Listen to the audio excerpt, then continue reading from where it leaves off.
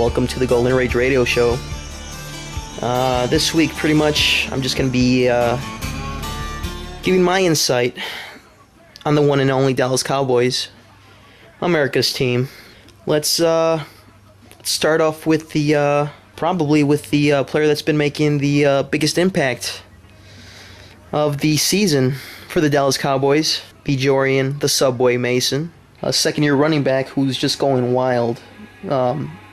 Just going for over 100 yards almost every single game. He can't be stopped.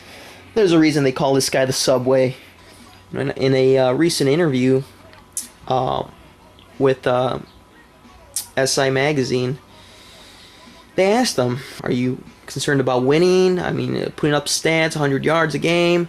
And he answered. His answer was, "Most running backs out there tend to like to, evade and use their elusiveness to avoid contact. One of his on-field fetishes is just to run over defenders, whether they're linebackers, cornerbacks, you name it. He says he gets a thrill out of just, breaking a four-man tackle and taking it to the house. And again, that's why they call him the Subway. I mean, he's a rare breed of speed and power.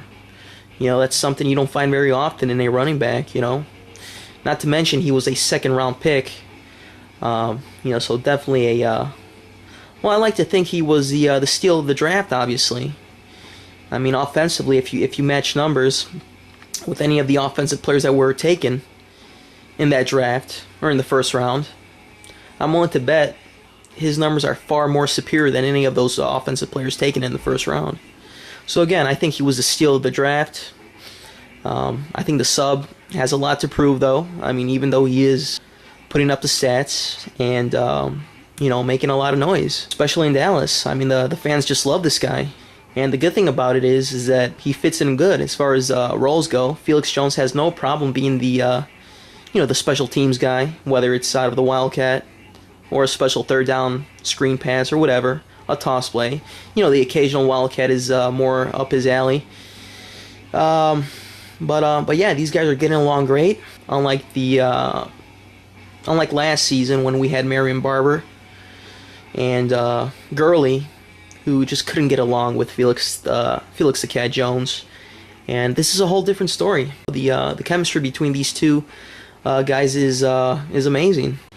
And their whole goal is to perform big time in the playoffs, and they're ready for it. So we pretty much know what we have to do and what we pretty much who we have to go through in order to reach that destination. We feel like we are the hottest team and the youngest team in our division and probably in the whole league. We're just surrounded by a whole bunch of young players. A lot of people like to say that the Vikings are far superior than any other team in the league. I dispute that highly. Most of those guys, with the exception of a Dane Moreau, who's entering his third year, I believe. Most of those guys have either reached their peak or past their peak. They're going downhill. I mean, as far as their physical capabilities go. And if you look at the Dallas Cowboys roster, you got Kelvin Megatron Johnson, who's young. He's just a beast.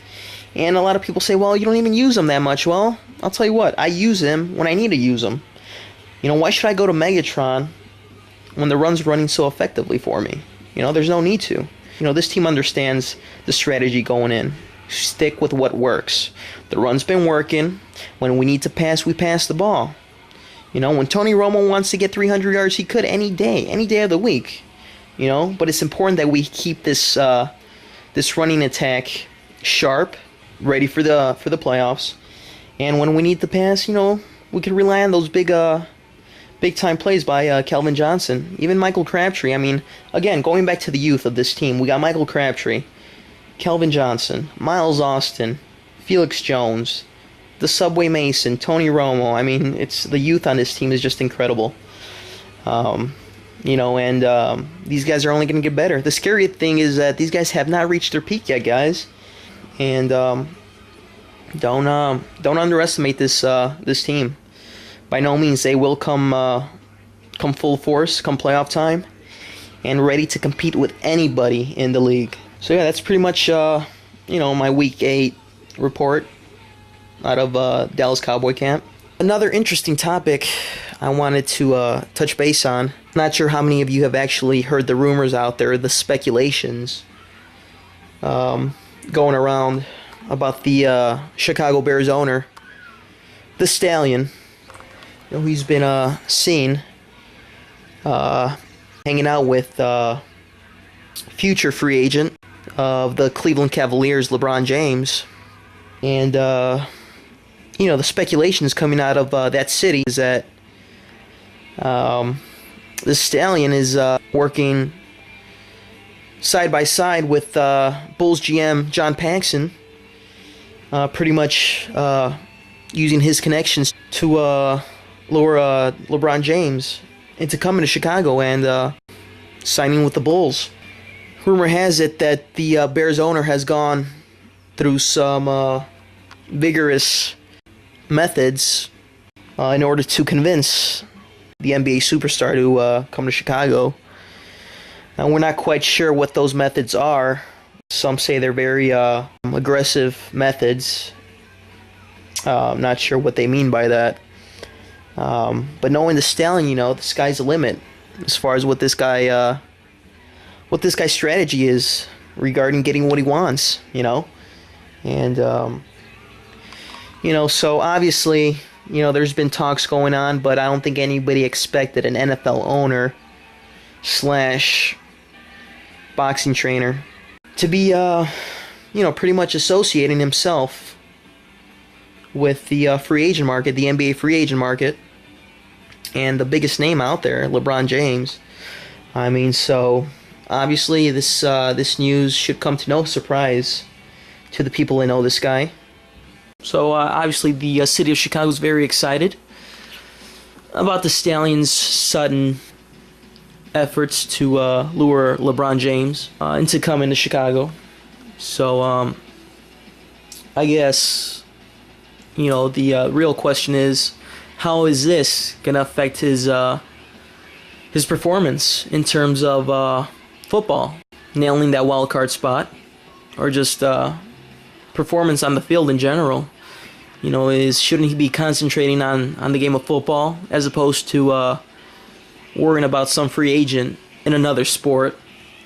You know, but he's got his ways of kind of just fading away, getting away from the game. You know, not really burning himself out. I say LeBron's going to New York. He's going to the Knicks. You know, I think he pretty much just wants to shine under the big lights of Madison Square Garden, you know, the mecca of basketball, and pretty much just resurrect that city, you know, that really hasn't been competitive in terms of basketball. I mean, probably the last time was around 1999, 2000, when you had Larry Johnson, Grandmama, Latrell Sprewell, Allen Houston, you know, playing with the Knicks when they were named the Cinderella team, 8th seed, making it all the way to the finals against the Spurs, taking them 6 games, I believe. That was probably their last, you know, big season that we could remember. And I just think LeBron's a better fit. I think he's a better fit in that city. I think Chicago will put way too much pressure on him. He knows that this city will demand winning right off the bat. I think the pressure of having to fill or follow in Michael Jordan's footsteps is going to be too much for him. I don't think he wants that type of pressure. We'll see what kind of influence the Stallion has on LeBron James. But again, I think he's on his way to New York. I think he's pretty much made up his mind. That's his kind of city. That's what he wants. He wants Madison Square Garden. He wants to, basically wants to put on a show there every night. So, again, we'll see what happens there.